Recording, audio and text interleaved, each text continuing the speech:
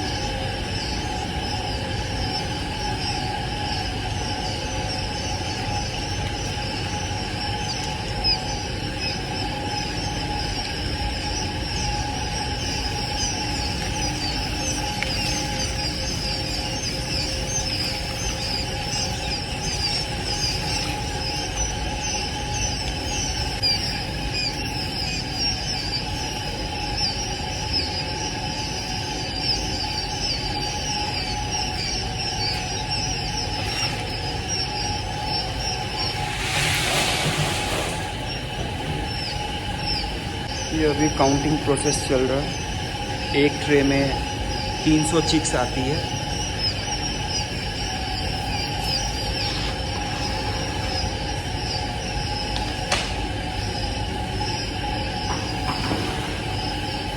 धीरे धीरे